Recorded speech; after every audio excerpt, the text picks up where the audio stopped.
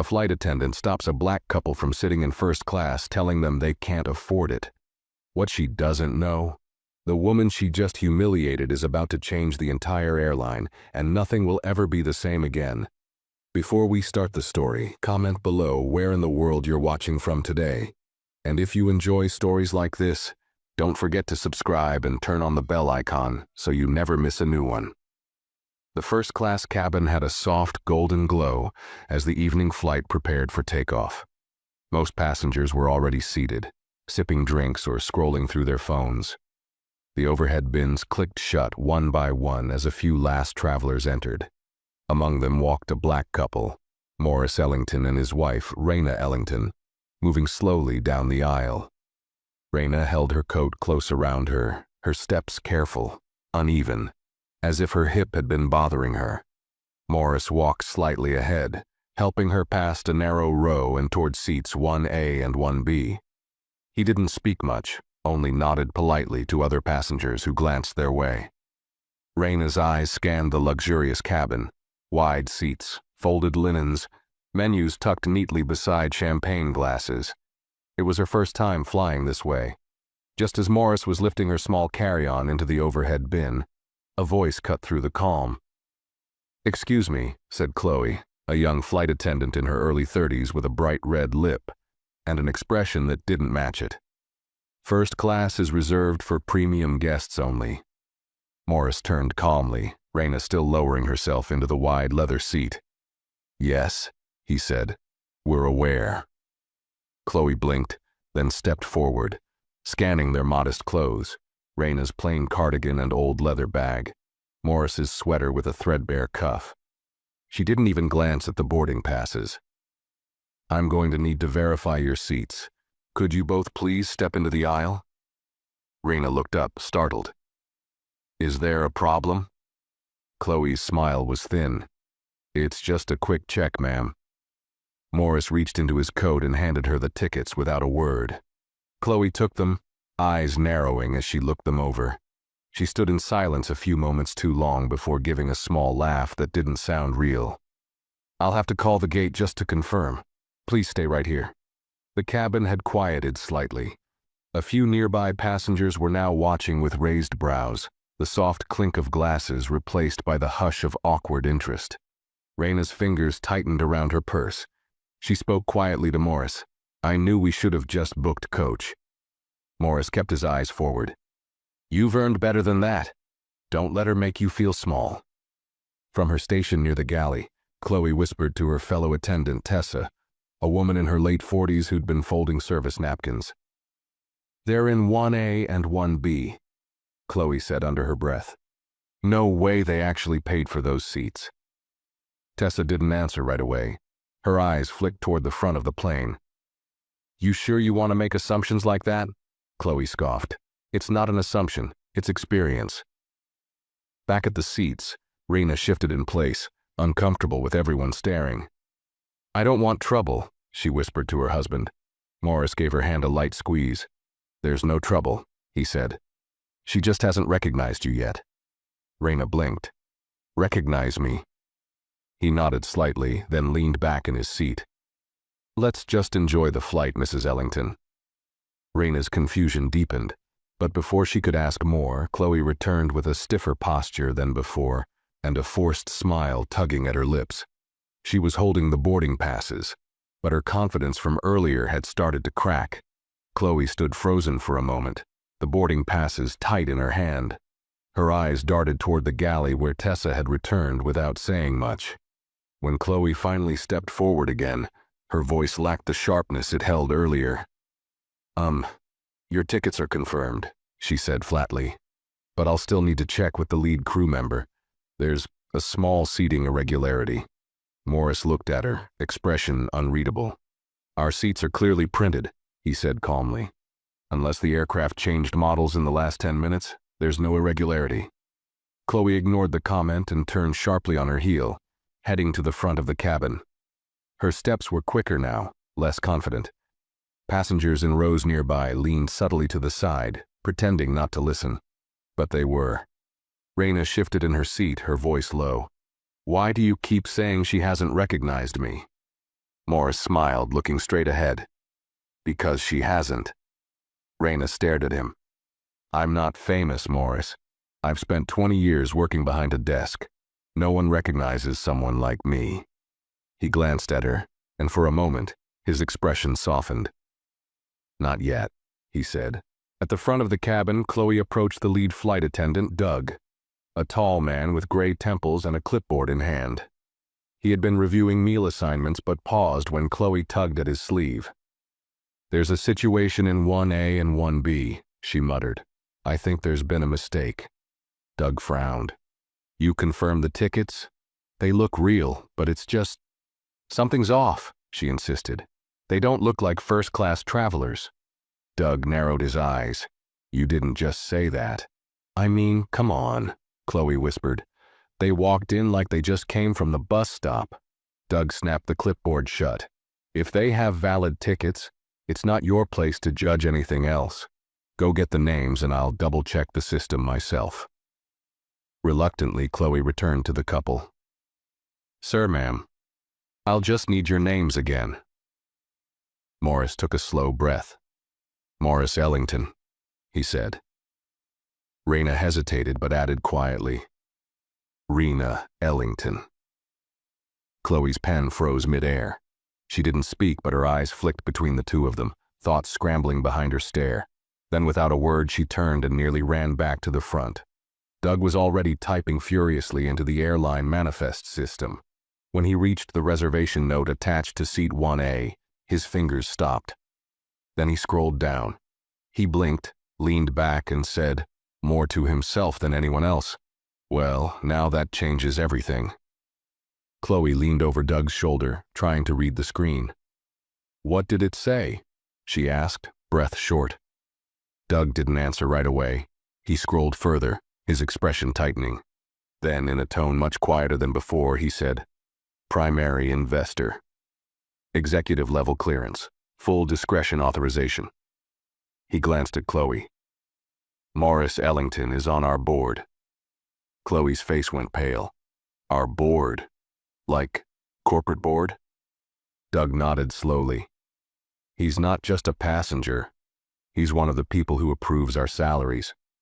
Chloe stepped back, her mouth slightly open.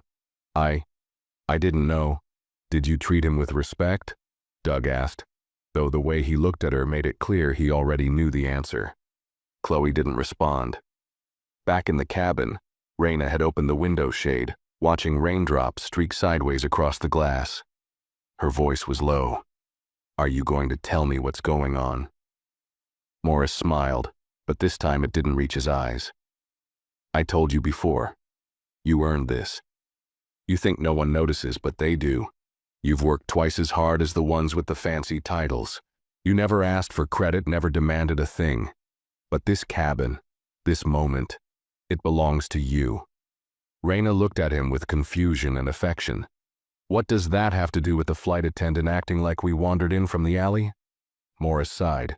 Because when someone spent their life stepping over people like you, they don't know how to act when one of them owns the ground. Before she could reply, Doug appeared at the front of the cabin. He walked directly to their row, posture straight, tone respectful. Mr. Ellington, Mrs. Ellington, I want to personally welcome you aboard. If there's anything you need during this flight, don't hesitate to let me know. Raina blinked. You seem surprised. Doug smiled tightly. Surprised, no. Reminded? Yes. Then with a polite nod, he turned back toward the galley. Chloe watched from the side, frozen in place. Her stomach dropped when she saw Doug give her the smallest shake of the head. Quiet, disappointed, final. She stepped forward a few minutes later, her voice softer now. Mr. Ellington, I'd like to apologize. I didn't realize. Morris looked at her evenly. You didn't need to realize who I was. You only needed to treat my wife with dignity. He leaned forward slightly. But you failed. Twice. Raina remained quiet, eyes focused on the clouds outside the window. Chloe nodded quickly and stepped away, her hands clenched. For the first time in years, she felt like she didn't belong where she stood. For the next several minutes, the cabin settled into a strange stillness. The usual clinking of glasses and polite chatter was replaced with something quieter. Uneasy glances, whispered questions, and passengers stealing looks at the couple in 1A and 1B. It wasn't the kind of attention Raina was used to. She wasn't wearing designer clothes, and she didn't carry herself like someone used to being noticed. But now, they all saw her, and she wasn't sure how to feel about it. Morris sat upright, calm as ever, with one leg crossed over the other. He reached into his leather satchel and pulled out a slim folder, reviewing documents with quiet focus. He looked more like someone preparing for a board meeting than someone who had just been insulted 10 minutes ago. Raina leaned closer to him, her voice barely above a whisper. "Why didn't you tell me you were part of their board?" "I didn't think it mattered for a vacation," he replied, flipping a page. "And it doesn't, not to me." "But it would have stopped her from embarrassing us," she said. Morris shook his head gently. "Then she wouldn't have shown who she really was." Raina leaned back again, lips pressed together, her thoughts racing. She thought about all the times in her life she'd stayed silent in uncomfortable situations, on buses, in offices, at dinners. She'd grown used to it. But now, something about the way Chloe had stared at them as if they didn't belong, it struck a different nerve. This wasn't just another moment to swallow. Chloe remained near the galley, pretending to check equipment, but her hands trembled slightly. Every movement felt heavier now, every instruction from Doug echoing a little louder. When she tried to offer a drink to the passenger in 1C, her voice cracked, and her hand shook just enough for the cup to rattle against the tray. Doug came to her side, whispering just loud enough for her to hear. "I suggest you keep your head down for the rest of this flight." Chloe's eyes darted to Raina, who was now sipping from a glass of water, her face unreadable. "I didn't mean any harm," she whispered. "I was just doing my job." Doug gave her a flat look. "Then maybe it's time you learn what your job actually is." Back in their seats, Raina finally turned to Morris with a harder look in her eyes. "I know you didn't come here to make a point," she said slowly, "but if this flight's going to teach someone a lesson, I don't want it to end with silence." He raised his eyebrows. "You want to speak up?" She nodded. "I think I have to." Morris gave a slow, proud smile and folded his papers. "Then say what you need to say. I'll be right here." Just as Raina reached to press the call button above her, a loud chime echoed through the cabin. The captain's voice crackled through the speaker. "Ladies and gentlemen, please remain seated. We're currently experiencing a minor delay due to a message from corporate. We appreciate your patience." A ripple moved through the passengers, confusion blooming across several faces. Raina glanced at Morris, who sat back and laced his fingers. He didn't look concerned. He looked prepared, and that was when she realized. The flight delay had nothing to do with weather, weight balance, or paperwork. It had everything to do with her husband. The chime faded, but the tension it left behind hung heavily in the cabin. People began whispering. Some craned their necks toward the front, trying to catch a glimpse of the cockpit door. Others stared curiously at Morris and Raina, as if finally understanding that something larger was unfolding beyond just a seating disagreement. Raina shifted in her seat, her hand resting on her lap clenched tighter than before. She looked over at Morris, whose eyes were still calmly focused ahead. "What exactly did you do?" she asked, her voice steady but edged with unease. Morris didn't answer right away. He adjusted his cuff and said, "I made a call." Not out of anger, just protocol. "Protocol?" she echoed. He gave a small nod. "If a board member is disrespected, the airline has a chain of action they're required to follow. I activated it." Raina's breath caught. "You mean this delay, this announcement, that's because of you?" "It's because of her," he corrected gently, tilting his head toward the galley where Chloe stood motionless, pretending to read a checklist that hadn't changed in 20 minutes. Meanwhile, at the very front of the plane, a discreet buzz sounded from the cockpit. Doug answered the interphone, his tone quiet and formal. After a few tense exchanges, he hung up and exhaled slowly. He turned to Chloe and said, "They want a full statement from you." Now, while we're still on the ground. Chloe blinked. Statement? About what? About your interaction with passengers in 1A and 1B, Doug said plainly. And it's being recorded. Chloe's mouth went dry. They didn't say anything to me. You don't need a complaint when the person you offended is part of the company's decision-making circle. Doug cut in. They're watching the flight logs. You're part of the flight logs. Every note, every seat change, every delay. Chloe looked like the walls were closing in. Back in first class, Raina stared at the floor for a long time. She'd spent so many years learning how to shrink herself in situations like this, moments when dignity was challenged, but the easiest option was silence. But now, the silence felt like betrayal, not just to herself but to every person who had ever been treated like she had. She sat up straighter, pressed the call button and waited. Doug returned, clipboard in hand, composed as always. "Mrs. Ellington?" he asked. "I'd like to speak to the flight supervisor when we land," she said, "and someone from the airline's executive office. Not about the seats, about the culture on your flights." Doug gave a respectful nod. "I can arrange that. And I want it in writing," she added, her voice firmer now. "This isn't about punishing someone. It's about making sure it doesn't keep happening." From behind, a quiet voice interrupted. I really am sorry." It was Chloe, standing a few feet away, hands clasped in front of her, face pale. "I know it doesn't fix anything, but I wasn't trying to be disrespectful." Raina turned to her, her gaze steady. "That's the thing. You didn't have to try." Chloe's mouth opened, then closed again. For once, she had no reply. Morris watched the moment in silence, letting his wife take the lead. He saw something new in her, a strength that had been there all along, now finally rising. And as Raina turned back in her seat, calm but resolute, the hum of the engines grew louder. The plane began to taxi slowly toward the runway. Whatever delay had been necessary, it was done now. But Raina knew this wasn't the end of anything. It was only the beginning. The plane lifted off the runway with a gentle jolt, and the faint roar of the engines filled the cabin as they climbed into the sky. Raina watched the lights of the city shrink below her, her hand resting lightly on the armrest between her and Morris. Her breathing was steady now, but her thoughts moved quickly, faster than the aircraft itself. She wasn't used to this feeling. Not just the guiltless presence in first class, but the shift, the sudden power of being seen, not for what she wore or how softly she spoke, but for the truth that had always been buried under decades of restraint. She wasn't angry anymore. She was awake. Morris leaned over, placing a hand over hers. "I meant what I said earlier," he said.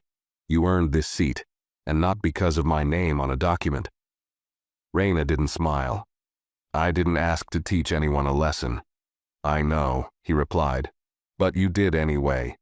Just then Doug returned, his tone calm and professional as ever. "Mr. and Mrs. Ellington," he began, "just to inform you, the airline's executive liaison has requested to speak with you upon arrival.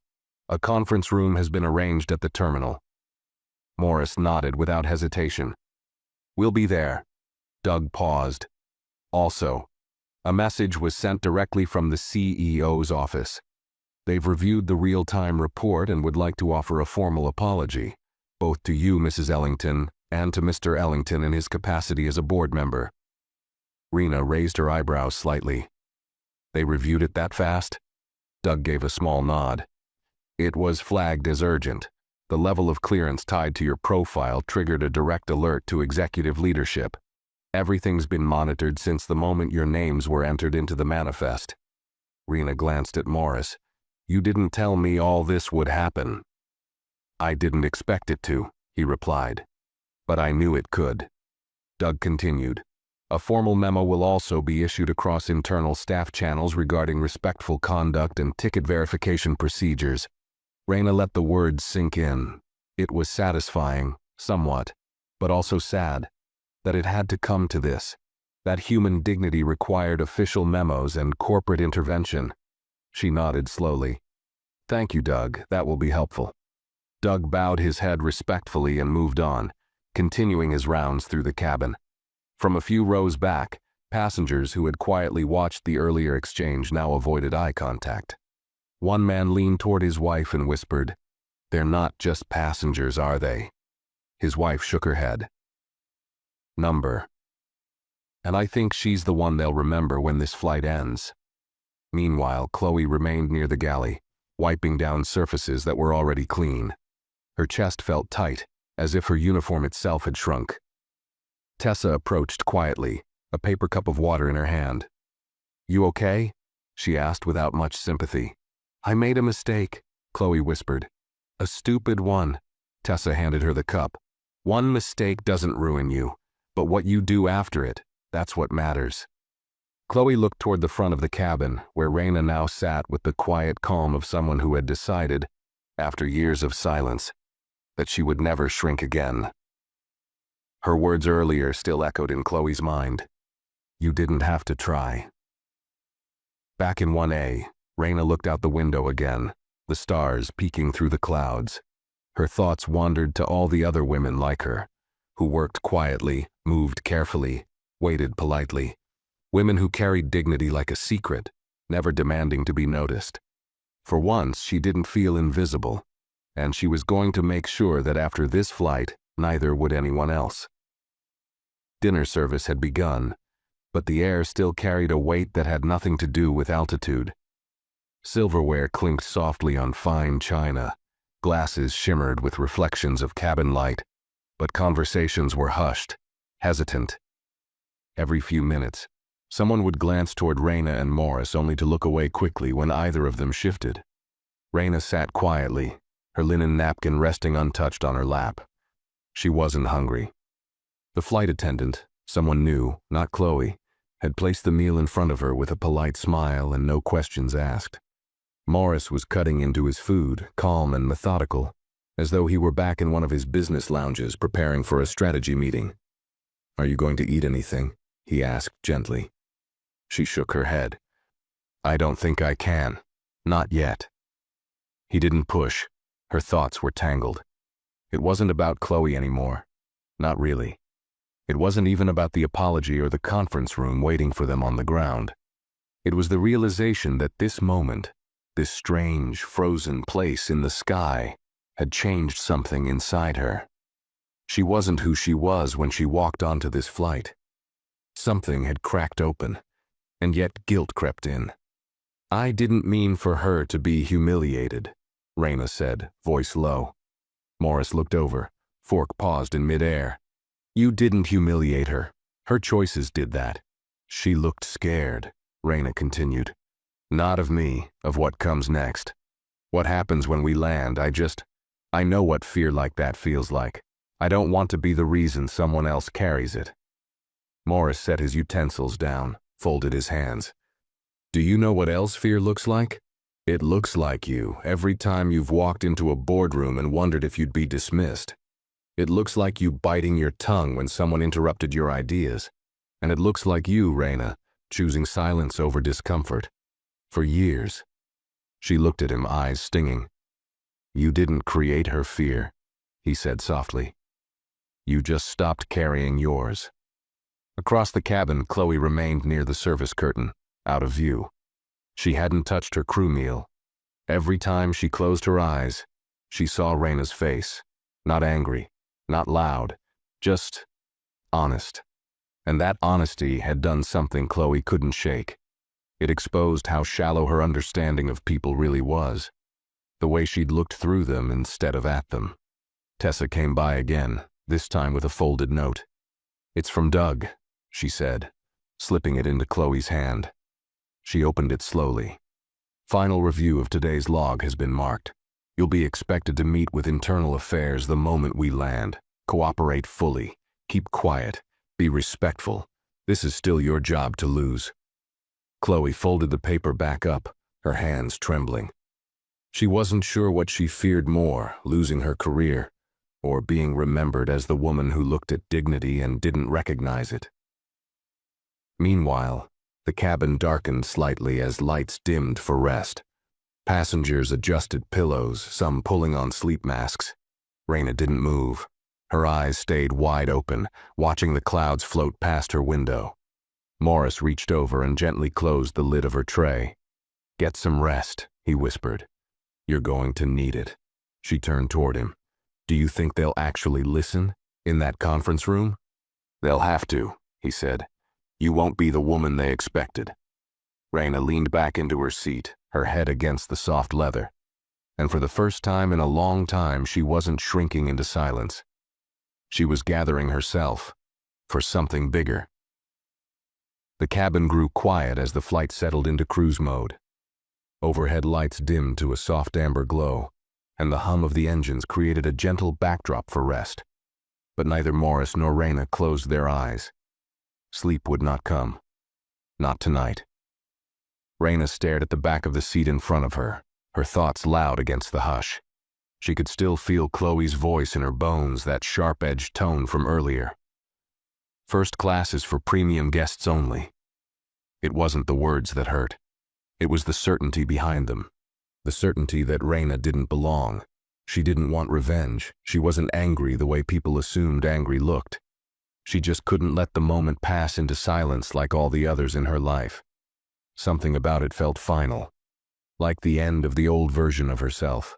Morris gently opened his laptop and began typing with practiced precision. Raina glanced sideways, curious. "You working?" He didn't look up. "Just drafting something." "For who?" He paused for a beat. "The board." She turned toward him. "About the flight?" "About everything," he said. "What happened tonight? It's not just a one-off. It's a reflection of something that's been brewing inside this company for years. You've seen it in your office, too. Unwritten rules, quiet discrimination, low expectations dressed up as procedure."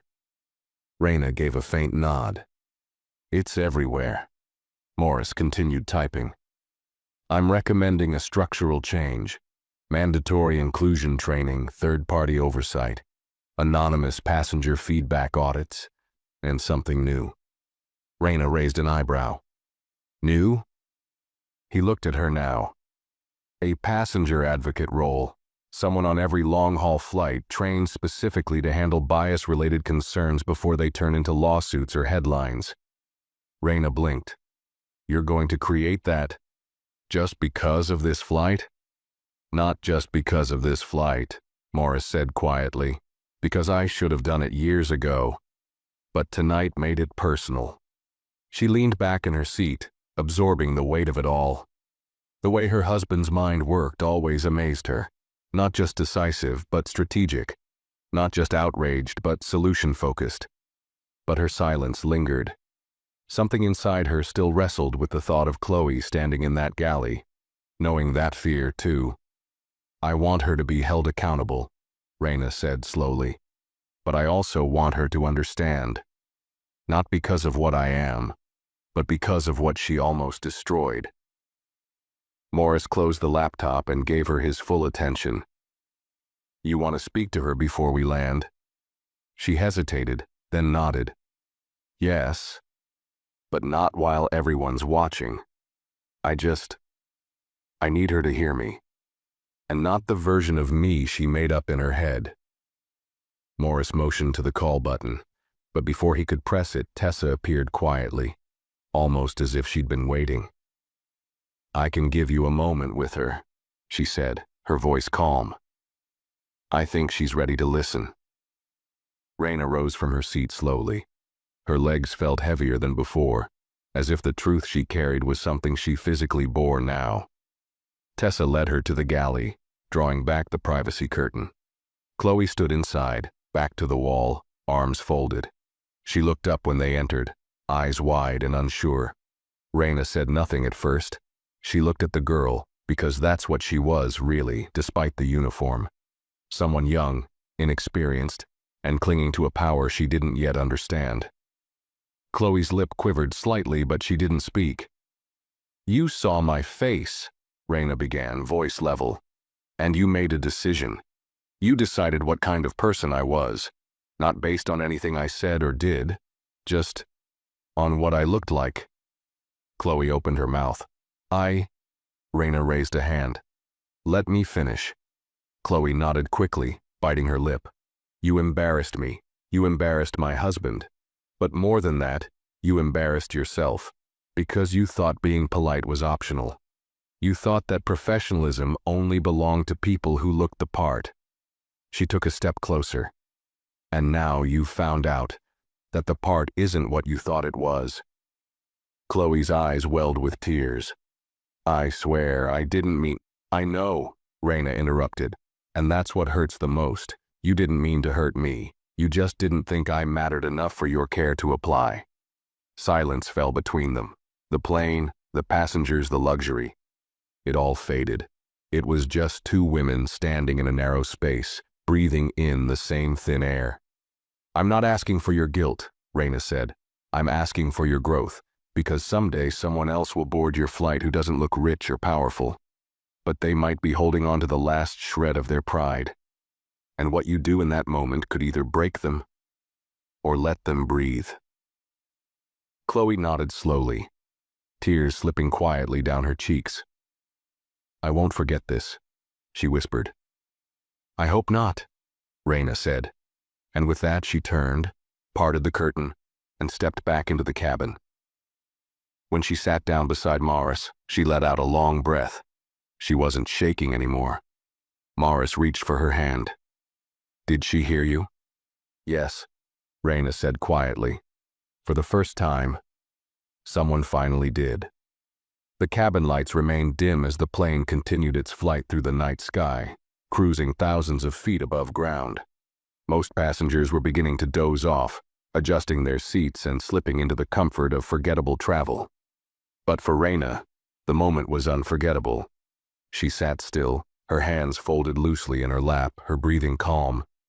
Something inside her had shifted.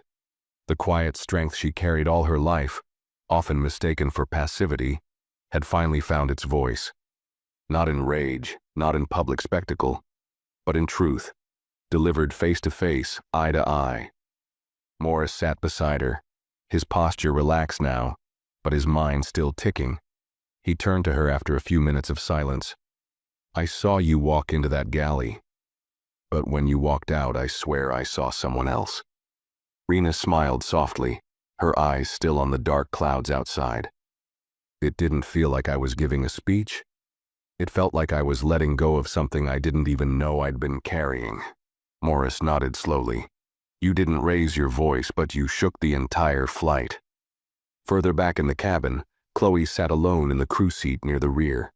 Her face was blotchy from tears, her chest heavy with emotion. Her hands trembled, still feeling the impact of Raina's words like an echo that wouldn't leave. She had served hundreds of passengers in her few years on the job. She'd prided herself on speed, efficiency, confidence. But never once had she been asked to see people. Truly see them.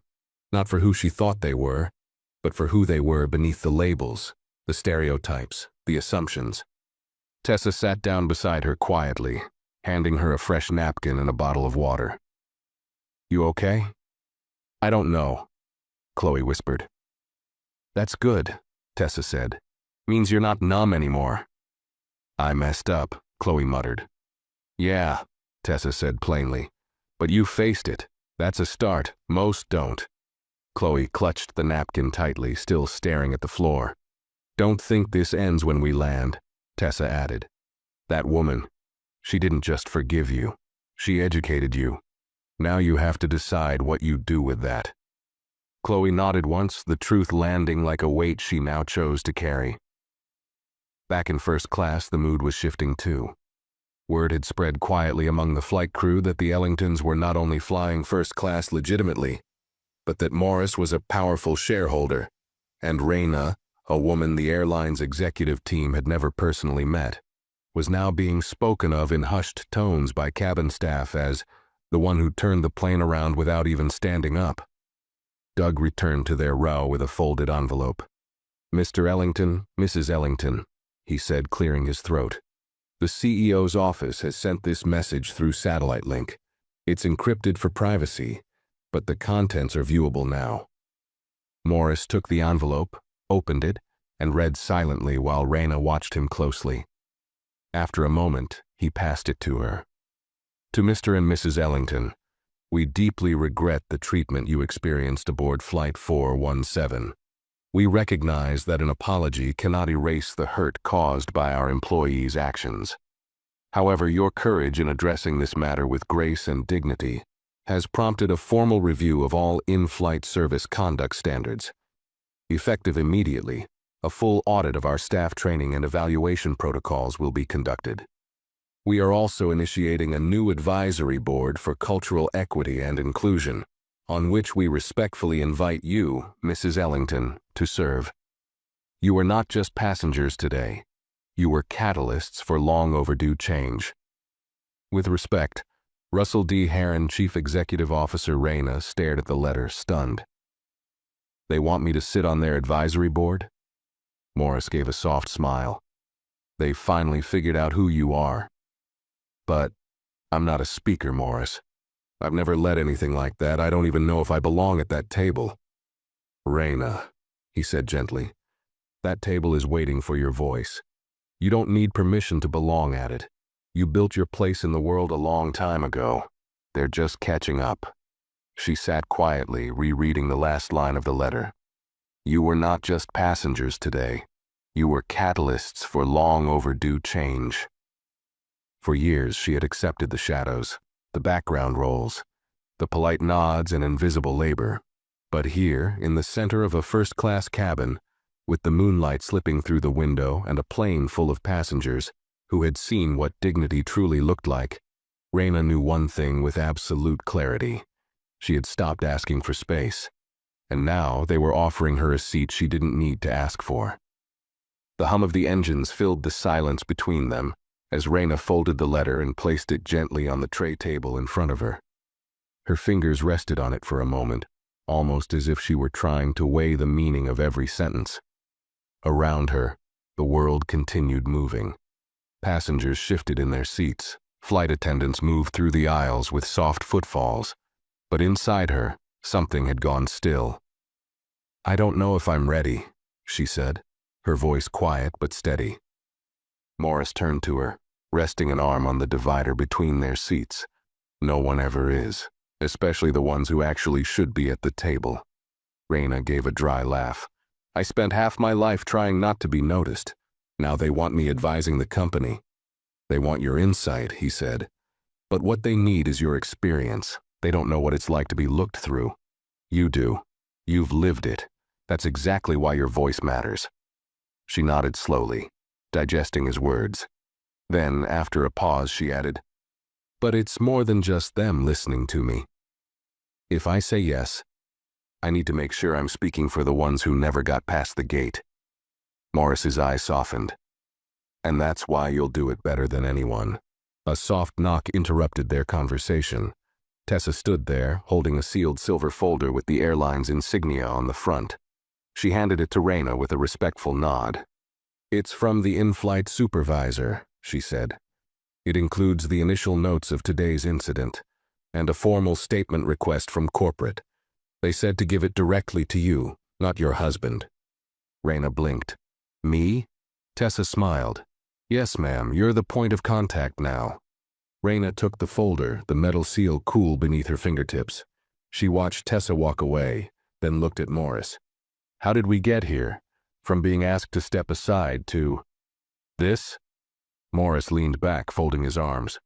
We didn't move, the world just caught up. At the rear of the plane, Chloe had changed into her spare uniform top, her previous one stained with spilled coffee and sweat. She sat quietly, waiting for Doug, who had gone to retrieve the rest of her incident paperwork. The weight of what was coming sat on her shoulders like an anchor. She thought about what Raina had said, not just the words, but the calm behind them. The grace in not demanding her job, but in showing her a mirror she couldn't look away from. When Doug returned, he placed the file on her lap. Read it carefully. You'll need to sign it when we land. HR wants everything documented before your next shift is scheduled. Chloe didn't ask what that meant. She already knew. Doug hesitated, then added, You've got two choices, Chloe. You can write this off as bad luck and defend yourself the way most do. Or you can face the fact that you treated someone like they were invisible and got reminded they weren't. Chloe looked up, her eyes red. She didn't scream at me. She didn't insult me. She didn't need to, Doug said. Some lessons don't come through shouting. Back in first class, Raina slowly opened the silver folder. The documents were printed in sharp, neat font. Log summaries, timestamps, staff comments, and an unsigned apology letter drafted for her review. Her name was at the top in bold. Raina Ellington, advisory nominee, formal passenger incident review recipient. It was the first time her name had ever stood alone in official airline correspondence. Not as someone's spouse, not as a background name on a reservation, but as the center. "I need a pen," she said suddenly. Morris pulled one from his jacket pocket, handing it to her with a smile. Blue ink, the official kind. She smiled faintly, uncapping it. "Of course it is." And then, with careful strokes, she signed the bottom of the form beside the words, "Statement of Impact, to be used in training and future policy review." The moment she finished, she closed the folder and exhaled slowly. She didn't just want change anymore. She was becoming the reason for it. As the flight neared its descent, the soft chime returned to the cabin. "Ladies and gentlemen," the captain's voice came over the speaker.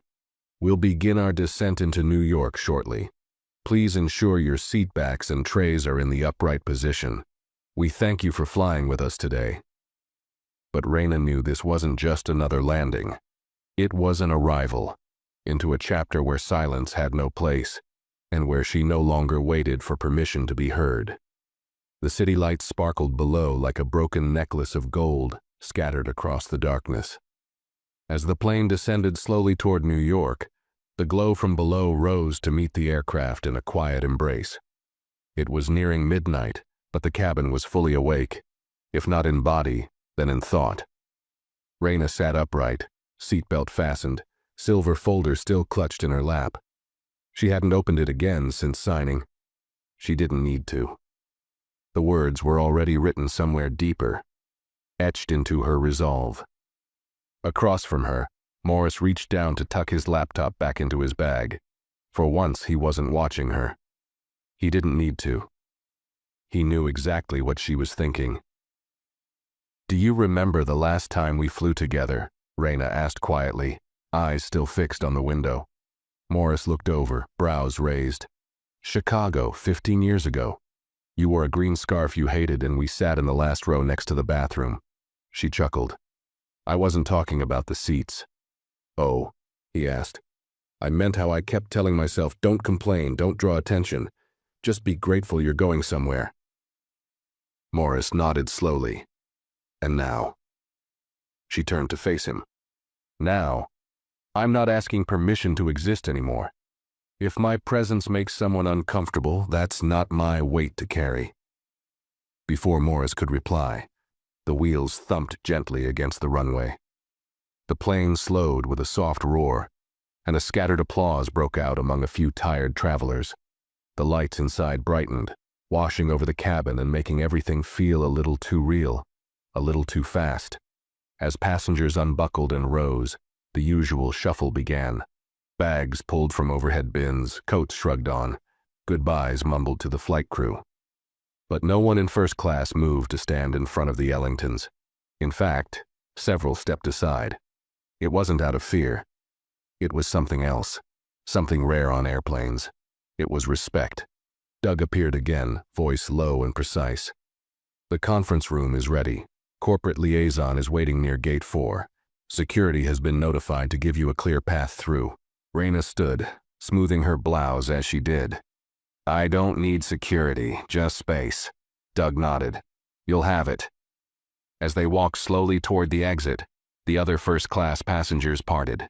No clapping, no words, just an unmistakable shift in posture, as if the cabin itself had become aware that someone important had just passed through. Not famous, not flashy, but significant in a way few people ever truly are.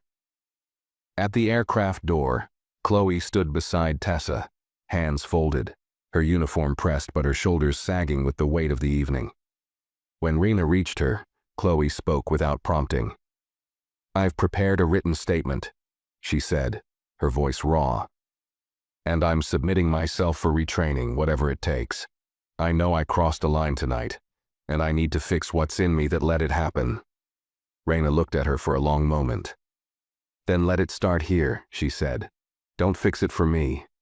Fix it for the next person who walks in and doesn't look the way you expect." Chloe's eyes filled again, but she nodded. "Yes, ma'am." Rena stepped off the plane, not looking back. The airport terminal was quiet, almost eerie in the late hour.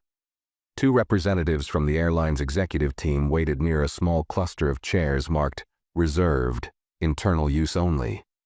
One of them, a tall woman in a navy blazer with a headset still clipped to her ear, stepped forward. "Mrs. Ellington, Mr. Ellington, thank you for your time. We've arranged a private meeting room. The CEO will join by secure video link. He's waiting for your input directly." Morris offered a polite nod but said nothing. Rena answered instead. "We'll give you what you need," she said. "But I want this conversation recorded, and I want my conditions documented." The woman blinked, caught off guard, then quickly recovered. "Of course. We'll start with a transcript." Rena walked forward, her pace firm but unhurried. No limp now. No hesitation. Morris followed just behind her, briefcase in hand, his eyes never leaving her. As they approached the glass-walled conference room, a younger staffer inside rushed to tidy up the table. Water bottles straightened, digital tablet connected to a monitor. The CEO's face already glowed faintly on the screen, awaiting their arrival. Rena paused before stepping in. She looked over her shoulder once, back toward the plane they had just exited. A place that once threatened to shrink her had now become the stage for her transformation. She took a deep breath and stepped inside. She wasn't just there to speak anymore. She was there to lead. The conference room was cold, not uncomfortably so, but enough to notice. Its walls were glass on three sides, overlooking the sleeping gates and dim walkways of the terminal. In the center of the room was a long, black table, polished so clean it reflected the ceiling lights like a mirror. At the head of the table, a sleek monitor displayed the airline's CEO, Russell Harron, mid-50s, silver-haired, composed. His corporate smile carefully replaced with a more somber expression tonight. Rena and Morris entered together, side by side. The moment they stepped in, the room quieted. The executive liaison, the assistant with the tablet, and the silent HR observer all stood in place, waiting. Not out of protocol, but out of something closer to caution. The balance of power had shifted before the meeting even began. Russell adjusted his earpiece and nodded into the camera. "Mrs. Ellington, Mr. Ellington, thank you for agreeing to speak tonight. I understand this hour is late." Rena took the nearest chair but didn't sit. Her voice was clear. "Respect doesn't follow a clock, Mr. Harron. It either exists or it doesn't." He nodded again, a flicker of discomfort crossing his face. "Point taken." Morris placed the silver folder down on the table, sliding it forward. "You've read this, I assume?"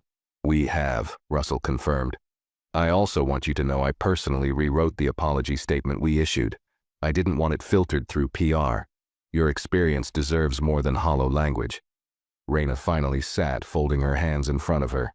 "I've read your apology. What I haven't seen yet is your plan." The room tensed. Russell leaned forward. "We've initiated a 3-tier response. 1.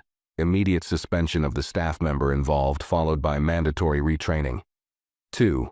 Full review of current staff behavior policies. 3. Formation of an advisory board focused on equity and passenger treatment. I'd like you to chair it, Mrs. Ellington." She didn't respond immediately. Instead, she studied his face through the screen. He looked tired, but not in a way that invited sympathy.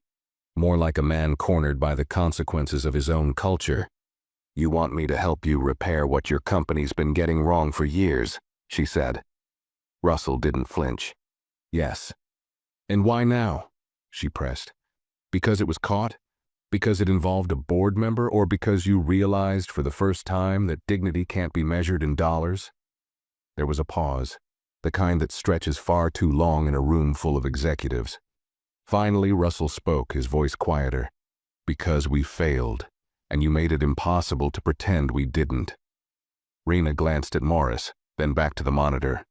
Then here are my terms, she said. 1. Every in-flight staff member must undergo bias and dignity training quarterly, not yearly, not optional. 2. Anonymous passenger feedback must be reviewed by an independent third party.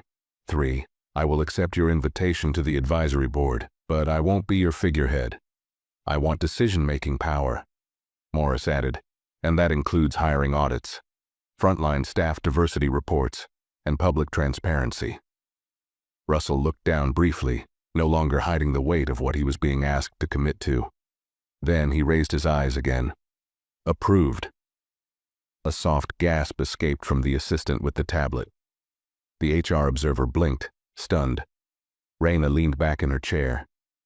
Good. Then I'll begin writing your policy draft tomorrow morning. Russell straightened slightly, then nodded once more. You've given us something valuable tonight, Mrs. Ellington. Thank you. She stood again, calmly, the room rising with her. No, Mr. Heron, she said softly. I didn't give it to you. I took it back. Morris stood as well, his hand resting on the back of her chair. If you follow through on this, your airline might become worth flying again. If you don't... He left the sentence unfinished. Russell understood. We will. As they exited the conference room, the hallway outside was quiet, the terminal now nearly empty. The young assistant rushed ahead to call their car, but Rena and Morris didn't follow immediately. They stopped by the long windows overlooking the tarmac. The same plane they had just flown on was being prepared for its next flight. A cleaning crew had boarded. The pilot, visible from a distance, was speaking to a technician beside the wing. Rena stared out, thoughtful. It's strange, she said. I always thought change would feel loud, like a protest, like shouting. Morris smiled faintly. Sometimes change starts with a whisper, but when it's the right whisper, it echoes. She nodded, slipping her arm through his. Let's go home. They walked down the terminal, past sleeping shops and silent gates, toward a future they had not planned, but had shaped, one choice at a time. And as they disappeared through the double doors into the quiet of the city night, the airline behind them had already begun to rewrite itself. Not because it wanted to, but because Rena Ellington made sure it had to. Outside the terminal, the cold night wrapped around them like a waiting question. Rena and Morris stepped into the back seat of the black car arranged by the airline, a quiet, sleek sedan that pulled away from the curb with barely a sound. The city lights blurred past the windows as they drove, but Rena wasn't looking out anymore. Her mind was still inside that conference room, inside that plane, inside that moment when her silence had finally cracked and let the truth spill forward. Morris sat beside her, his phone buzzing with emails, board members forwarding statements, legal teams confirming documentation, policy writers requesting input. But he silenced the device and placed it in his coat pocket. You were extraordinary, he said, breaking the long quiet. I wasn't trying to be, Rena replied. I was just tired. Tired of being quiet. Tired of pretending that being invisible was safer. Morris nodded. That kind of tired builds revolutions. She leaned her head against the window. It shouldn't take revolutions to get basic respect, Morris. We were treated like trespassers, on seats we paid for, and I keep thinking, if I didn't have your name, your connection, your title, what would have happened to me? Morris reached across the seat and took her hand. That's the question you're going to make them ask themselves every time they train someone new. The silence returned for a while, comfortable this time. The silence of a storm passing. They arrived at their brownstone just past 1 a.m., the porch light still glowing like a promise. As Rena stepped inside, she kicked off her shoes slowly, her body exhausted, but her spirit still wide awake. She made tea without speaking, poured Morris a cup, and they both sat at the small table in their kitchen, the same one where they'd argued over bills, laughed at old movies, and once decided to skip a vacation because work felt too heavy. Now, work was everywhere, and it felt lighter than it had in years. "I've been invisible most of my life," Raina said suddenly, staring into the steam of her tea. "At work, at stores, even on that flight. But tonight, when I stood in that galley, I didn't feel invisible." "You weren't," Morris said. "You were undeniable." A faint sound pinged from her phone. She picked it up and found a new email in her inbox. The subject line read, "From Chloe, thank you." Raina opened it, surprised. "Mrs. Ellington, I know I probably don't deserve your time, but I wanted to say thank you. Not just for what you said, but for how you said it. I've already enrolled in 2 equity workshops, and I'm also asking to shadow senior crew so I can learn what true professionalism looks like. I hope that someday I can make someone else feel as seen as you made me feel, even in your silence. If I get another chance in this job, I want it to mean something." Gratefully, Chloe G. Raina stared at the screen, her lips parting slightly. She didn't reply right away. She wasn't sure if she would. Some lessons had to stay with the person learning them. Some changes didn't need applause. Later that night, Morris turned off the lights, and they both lay in bed without speaking. The moonlight crept through the blinds, casting lines across the wall, thin, sharp, soft. Raina whispered into the dark, "Do you think this is really going to last? Or is it just their way of patching the problem until the noise dies down?" Morris's voice came low and steady. "It depends." "On what?" "On whether you're willing to keep being louder than the silence." She didn't answer for a while, then she said, "I don't want to be loud." "You don't have to be," he replied. "You just have to be unignorable." She let those words settle over her like a blanket. Unignorable. Not feared. Not famous. Not pitied. Just real. Whole. Seen. As sleep finally came to take her, Raina carried with her a truth more powerful than any speech she'd ever make in a boardroom. Dignity doesn't beg to be noticed. It changes the room by refusing to leave quietly.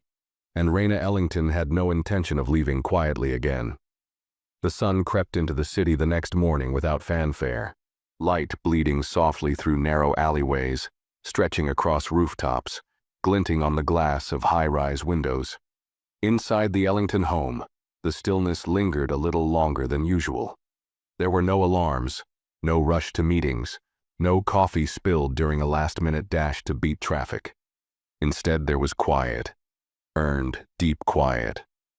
Raina sat at the edge of the bed, already dressed in a dark navy blouse and soft gray slacks.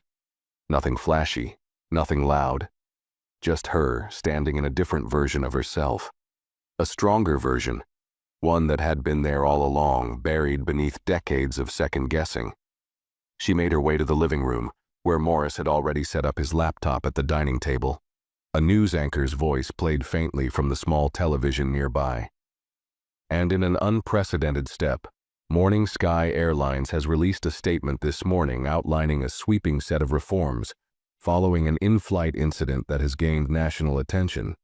According to sources close to the board, the airline's internal policies are undergoing immediate restructuring, including quarterly staff training on bias, passenger dignity rights, and the formation of a new equity advisory board chaired by... The anchor paused slightly for emphasis. Mrs. Raina Ellington, who passengers say calmly but firmly held the crew accountable after being unfairly targeted during a cross-country flight. Her actions are being described as measured, courageous, and transformative. Morris looked up from his screen and smiled. "I guess they finally said your name out loud." Raina didn't smile. Not out of coldness, but out of clarity. "They said it because they had to," she replied. "Now I have to make sure they keep saying it for the right reasons." Her phone buzzed again.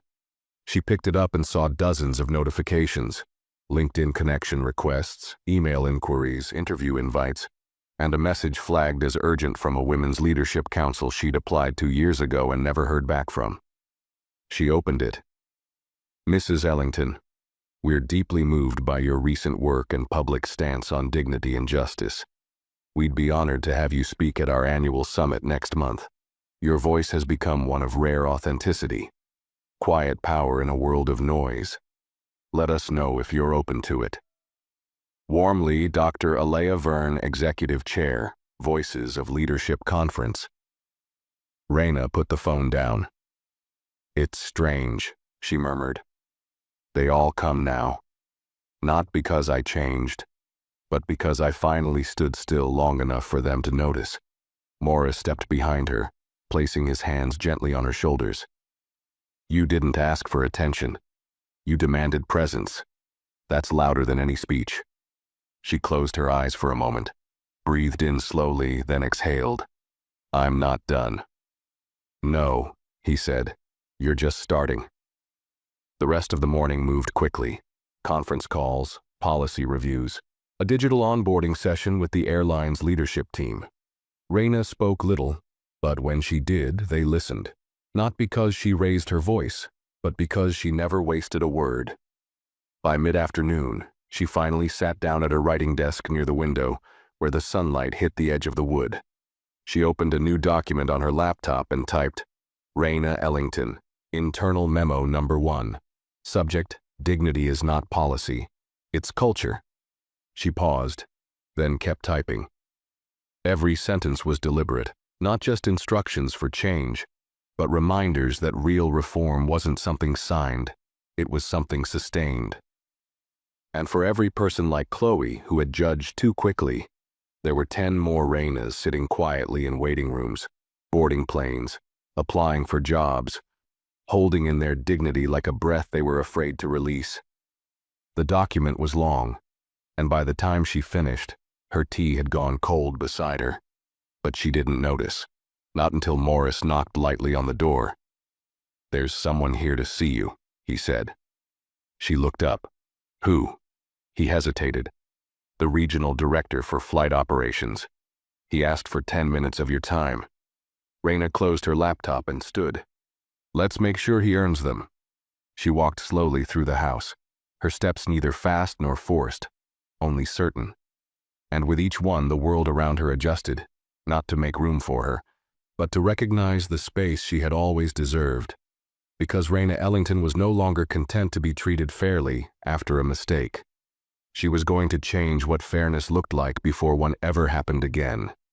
The guest sat patiently in the front room, tall, well-dressed with a polished badge that read, a Kessler, Regional Flight Operations Director.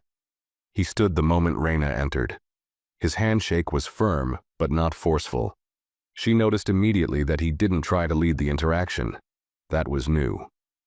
Mrs. Ellington, he said, thank you for taking the time to meet. I've read everything. The report, the transcript, your memo. He paused, folding his hands. Frankly, I've read it twice. Raina sat across from him in a modest armchair, no notes in front of her, no rehearsed answers. She didn't need them. And what did it say to you? She asked calmly. Kessler hesitated, then replied. It said we've built a structure where passengers only feel human if they match what we expect, where silence has become a survival skill, and where dignity has been reduced to a luxury instead of a right. She studied him for a moment. Do you believe that? Or are you here to tell me you've heard it? He didn't flinch. I believe it, and I'm not here to talk. I'm here to ask. Ask what? For your leadership, not as an advisor, but as a policy author. I want you to rewrite how we teach professionalism from the ground up, from training manuals to flight scripts to employee evaluations. We've been focused on safety, service, and speed. You made us realize we've been missing the fourth pillar, respect. Raina leaned forward slightly. You know that means rethinking your culture, not just your training. It means confronting supervisors who reward efficiency over empathy. It means letting go of people who pass reviews but fail passengers. Kessler nodded. I know. And we're ready. Raina didn't smile. She didn't soften. She simply said, then start by naming it. He blinked. Naming it? What happened to me? What happened to Chloe? What happens to people every day? Quiet, subtle erasure. You want to rewrite policy? Start by calling it what it is. Not a misunderstanding, not a misjudgment, bias, disrespect, invisibility. Kessler was quiet, then said softly, "You're right. And after you name it," she continued, "build protections that don't require someone like me to sit in first class for change to happen. Build systems that work even when no one's watching." He exhaled, nodded again, and rose to leave. "We'll draft the new framework based on your recommendations. You'll have full oversight before anything is published." Raina stood as well. "I'll expect a complete copy of every change, and I want sign-off before implementation.